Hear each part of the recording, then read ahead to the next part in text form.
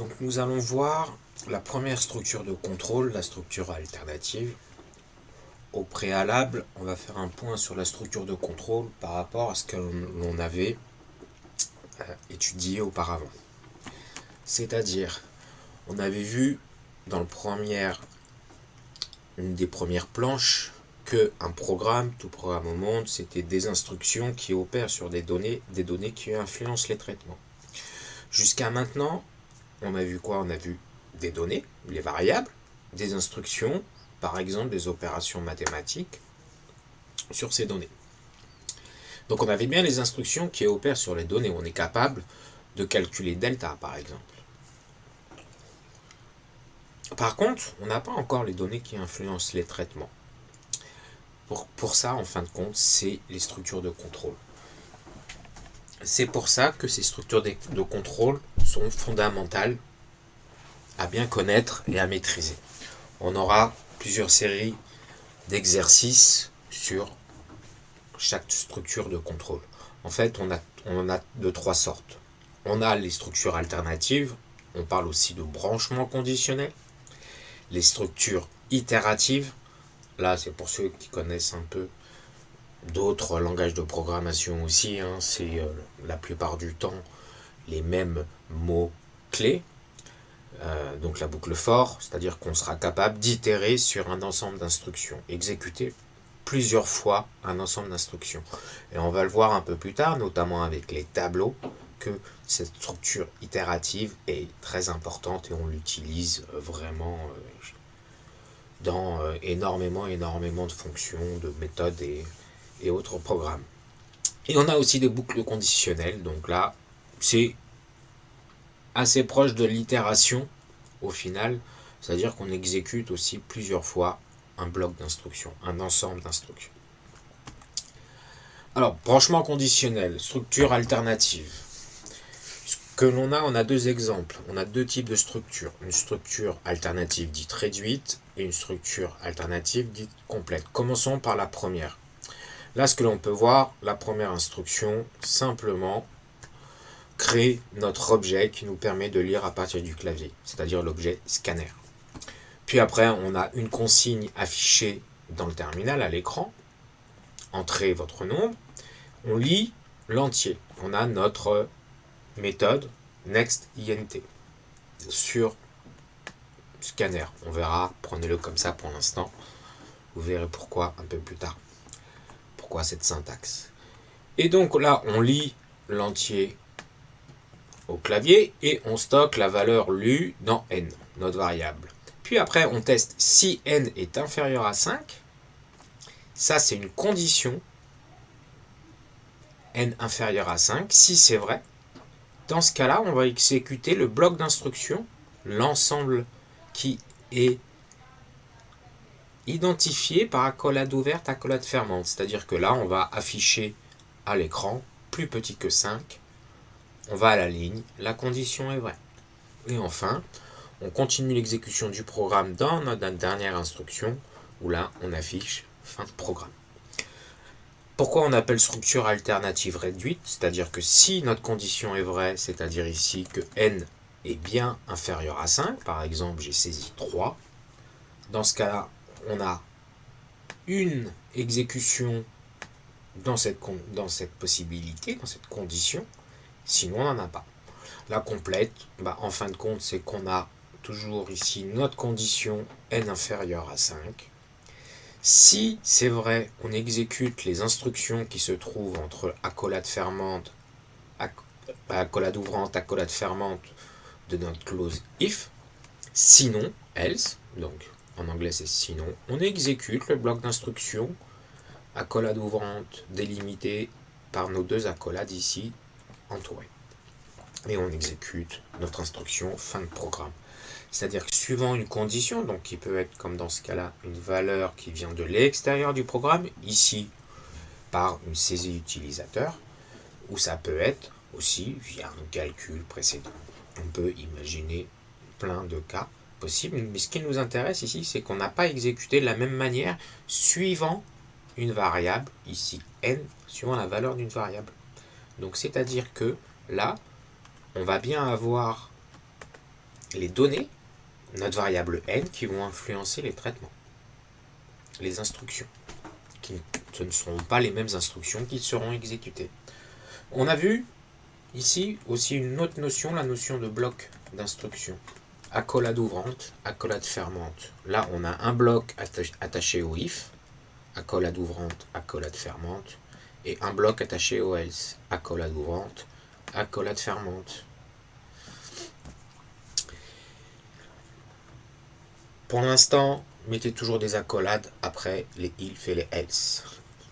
Donc bloc d'instruction. On exécute toutes les instructions du bloc ou aucune instruction du bloc. Ça, c'est la notion de bloc d'instruction. Alors, un petit exercice structure de choix imbriqué. C'est-à-dire que là, on a des valeurs définies dans différents cas. Prenons le premier cas. X égale 1, Y égale 1, Z égale 1. Qu'allons-nous afficher à l'écran avec ces valeurs-là? Est-ce que X est égal à... Là, on voit qu'on a une structure if et qui est rattachée à ce else-là.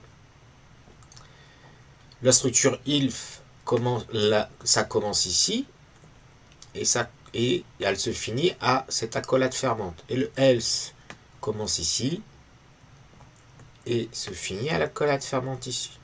Vous pouvez très bien avoir des if imbriqués comme dans ce cas-là. La première accolade qui s'ouvre, c'est la dernière qui va se fermer. Vous ne pouvez pas avoir les accolades imbriquées. Donc, est-ce que x est égal à y? Oui. X est égal à 1, y est égal à 1. Donc, on exécute le code de l'accolade correspondant au if. Puis, est-ce que y est égal à z? Oui. Donc, on affiche ici, les trois valeurs sont égales.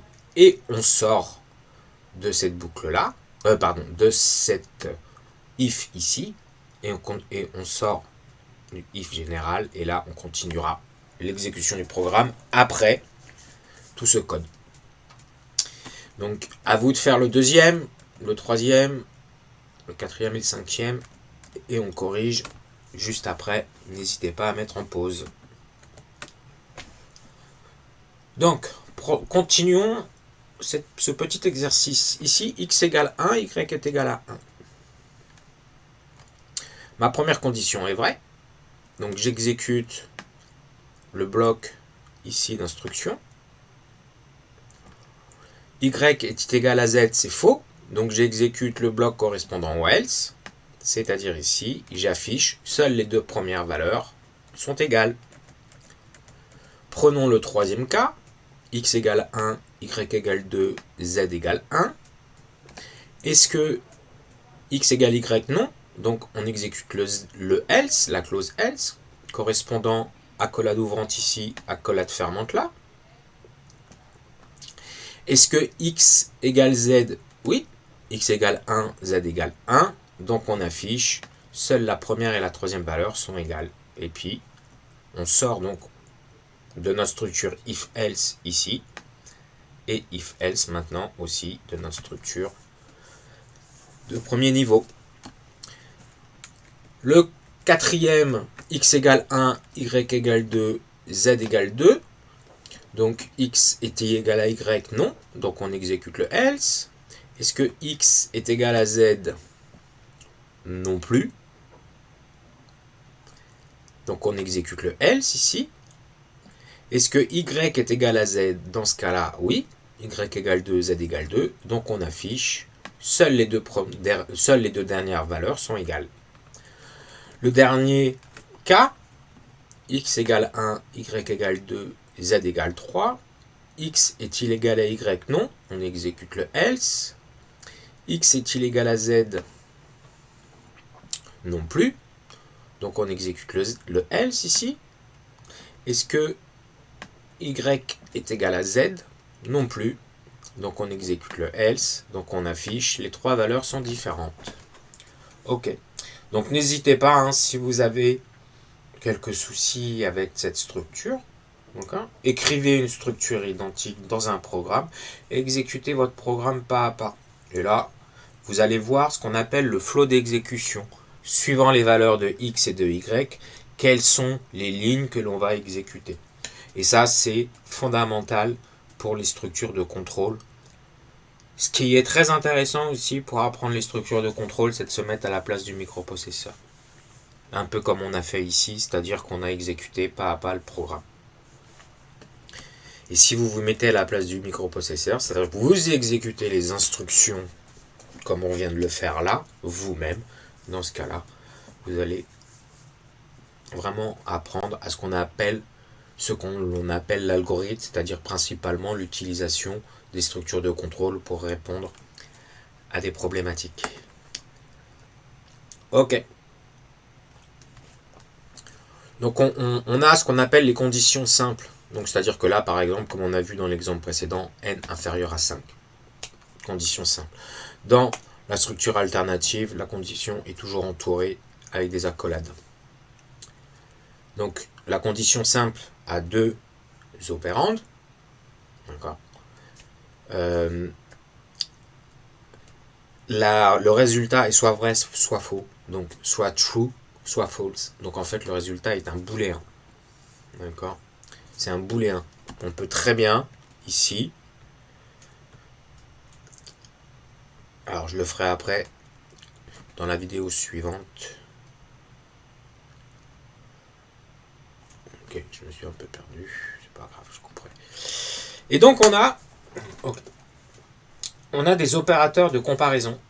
Donc on a l'opérateur inférieur, celui qu'on a vu précédemment, l'opérateur supérieur, l'opérateur d'égalité, c'est deux signes égaux, attention. C'est pas l'opérateur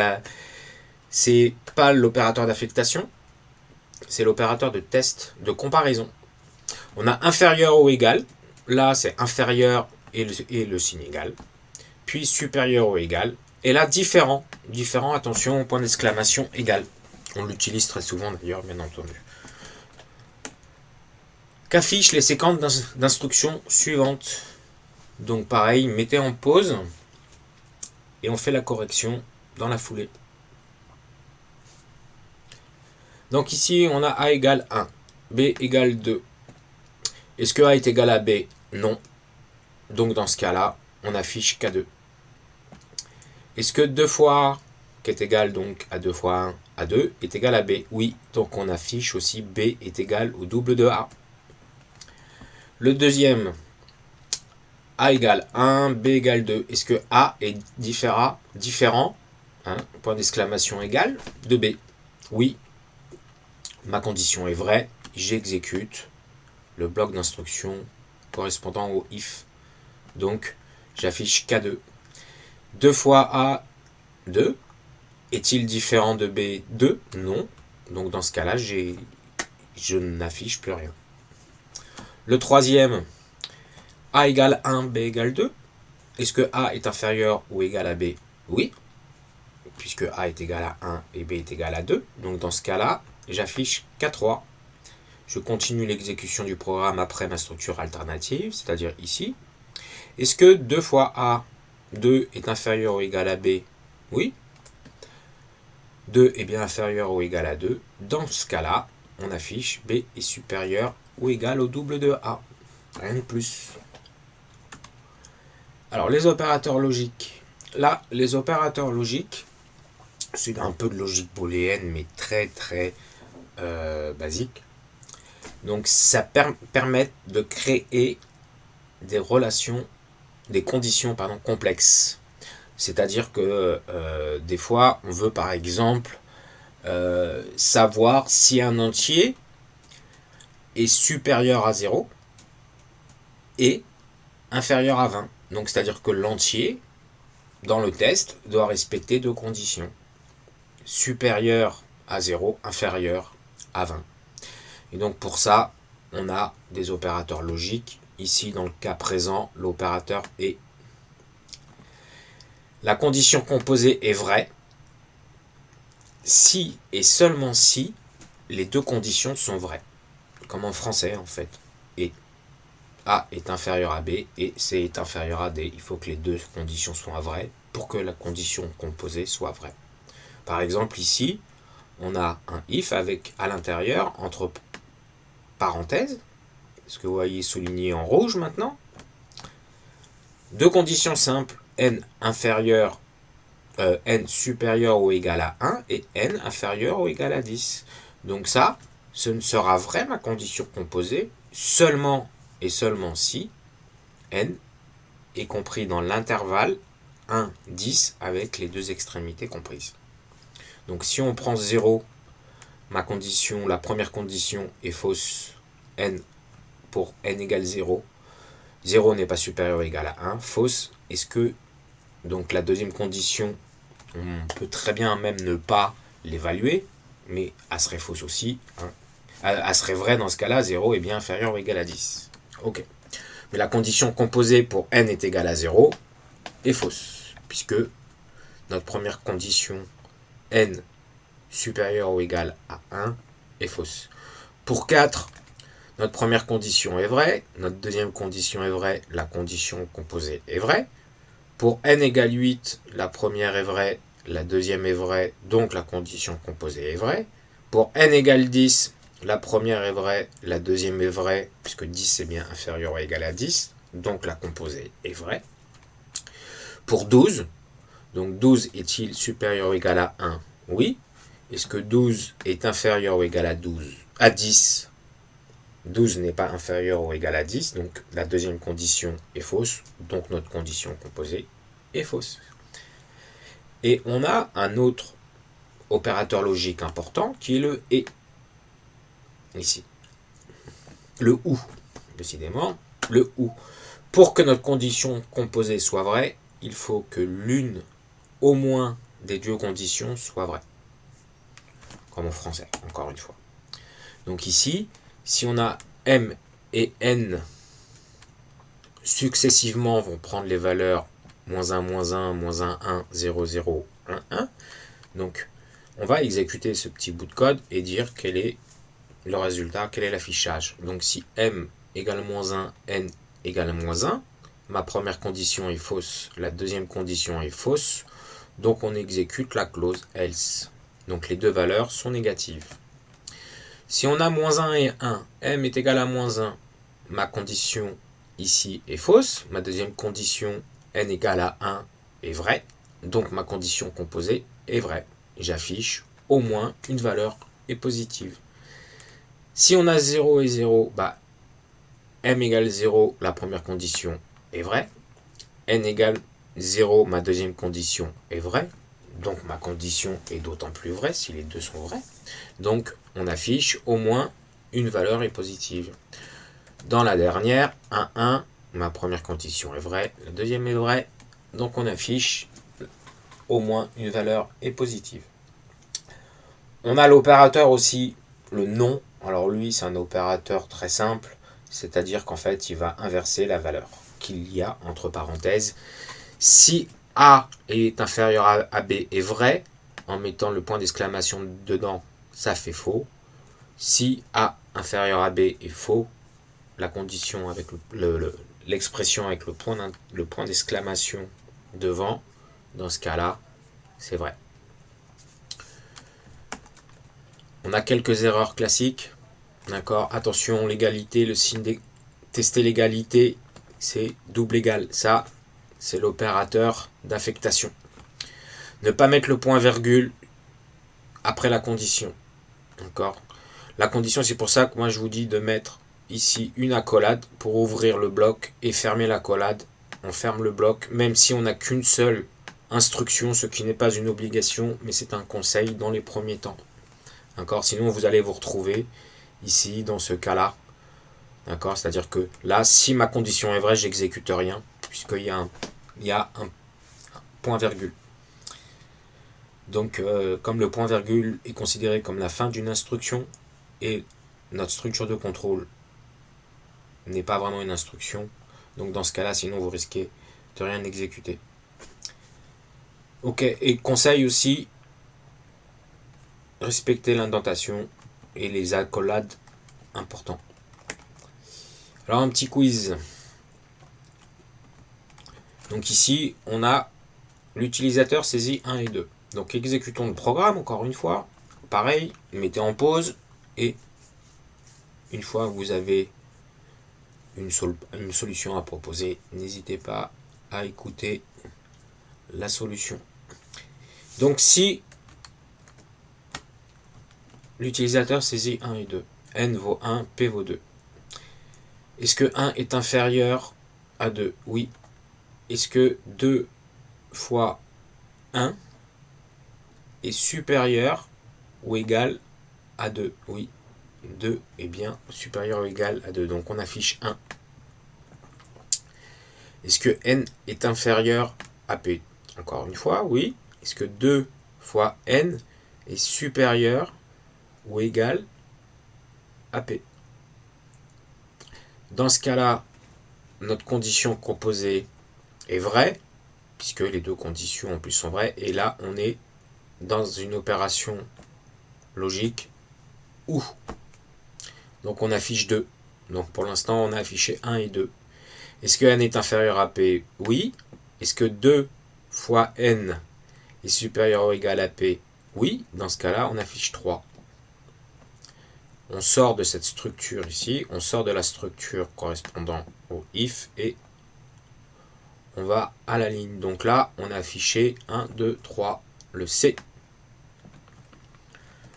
Faisons-le pour 1 et 3, donc c'est-à-dire que n égale 1, p égale 3.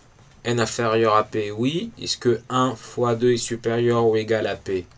Non. 2 fois 1 égale 2 n'est pas supérieur ou égal à 3. N est inférieur à P, donc quel que soit en fin de compte le résultat de la deuxième condition, ma condition composée est fausse puisqu'on est dans un opérateur ou. Donc on affiche 2. Est-ce que N est inférieur à P? Oui. Est-ce que 2 fois N est supérieur ou égal à P? Non. 2 fois N, ça fait 2. Est-il supérieur ou égal à 3? C'est faux. Donc on affiche 4. Donc on affiche ici 2, 4. Le B. Prenons le dernier cas. Le dernier cas, n égale 2, p égale 1.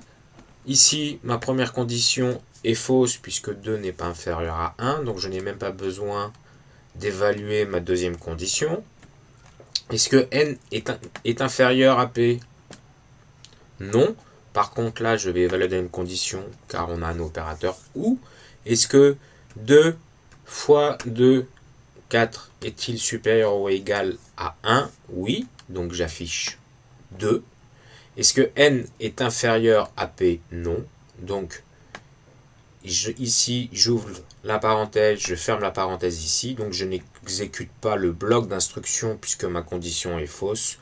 Donc je continue l'exécution ici en exécutant système out println. Donc ici, j'ai juste 2.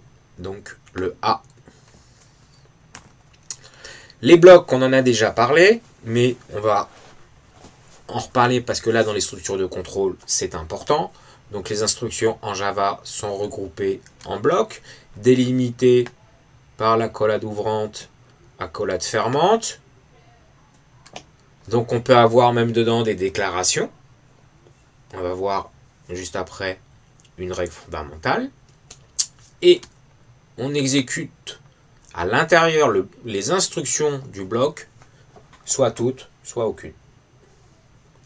Alors, les variables, en fin de compte, elles ont ce qu'on appelle une portée, c'est-à-dire où sont-elles accessibles. Et une variable est accessible dans le bloc où elle a été déclarée. Ah, ça, c'est pas évident à premier abord, d'accord? Mais on ne peut accéder à une variable que dans le bloc où elle a été déclarée. Et sa durée de vie, en fin de compte, c'est à partir du moment où elle a été déclarée, c'est-à-dire que la déclaration permet de réserver de la mémoire, et à la fin du bloc où elle a été déclarée, pour nos variables primitives, ici, elles sont désallouées, on désalloue la mémoire, c'est-à-dire qu'elles n'existent plus en mémoire. Alors, on va en parler tout de suite. Je vais lancer Eclipse. Donc toujours pareil, hein, dans l'archive extrait, dans les extraits de l'archive, ici je lance Eclipse exe. Donc il me demande dans un premier temps, est-ce que je veux changer de workspace ou pas. Mon workspace, d'ailleurs, si on va voir ici, moi je l'ai mis, pas là, mais voilà, je l'ai appelé workspace, soit, et là j'ai mes projets. Avec un fichier .metadata, ça c'est pour Eclipse, il y a des informations dedans pour définir comment il gère les projets. Pour l'instant, comme information, cela nous suffira amplement. Alors, si par exemple, ici, je déclare une variable int i est égal à 0. Ok.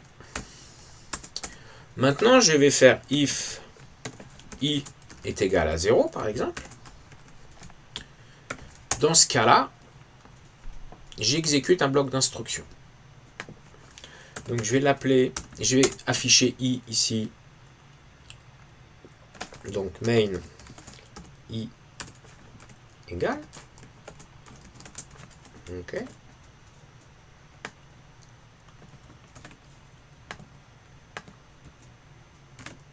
Donc ici, struct alternative.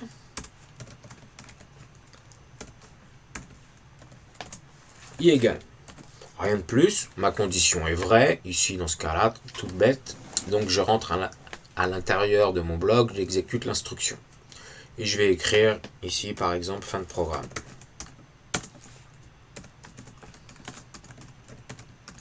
Exécutons déjà ça. Rien d'étonnant. Ok, c'est-à-dire que là, alors je vais juste monter un petit peu.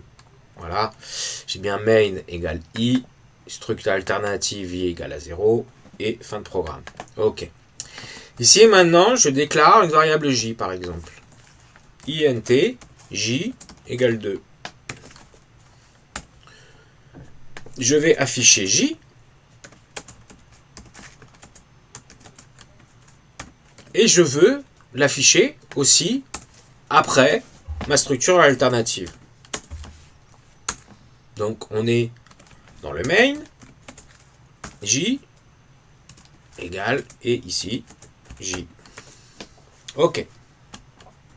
Et là, que me dit-il? Regardez, j'ai une erreur. Cannot be resolved to a variable. C'est-à-dire que j, là, il ne la voit pas. Pourquoi? Parce que j a été déclarée dans ce bloc d'instruction là. C'est-à-dire que comme elle a été déclarée dans ce bloc d'instruction, en fin de compte, j va être désalloué. On parle de désallocation mémoire, c'est-à-dire que les 4 octets que l'on avait réservés pour notre variable j vont être désalloués, c'est-à-dire que vont être rendus comme ressources libres, rendus au système, lui dire bah voilà, ces 4 octets que j'avais réservés maintenant ne sont plus réservés, tu peux les utiliser. Et donc, en dehors du bloc d'instruction où j a été déclaré, j n'est pas accessible et il le voit à la compilation. C'est-à-dire qu'on le voit ici, c'est pas pendant l'exécution du programme, mais c'est pendant la compilation. Donc ça c'est important, on va le voir que la gestion mémoire des variables sont importantes et vont avoir beaucoup de conséquences pour des notions plus complexes. Donc on parle de portée de variable. D'accord. Donc c'est le bloc d'instruction où elle a été déclarée. Ok. Donc généralement, quand même, ce que l'on fait, c'est-à-dire que par exemple ici, si je suis dans le bloc et que j'ai besoin d'une instruction J, je vais la déclarer dans le bloc, plutôt qu'en dehors du bloc, parce que comme ça, en fait, j'optimise l'allocation mémoire que mon programme a besoin au niveau de la RAM. Donc, je diminue au maximum l'allocation mémoire dans le cas ici, puisque J va être désalloué à ce moment-là, d'accord, alors que J ne sera pas désalloué, mais désalloué beaucoup plus tard dans le deuxième cas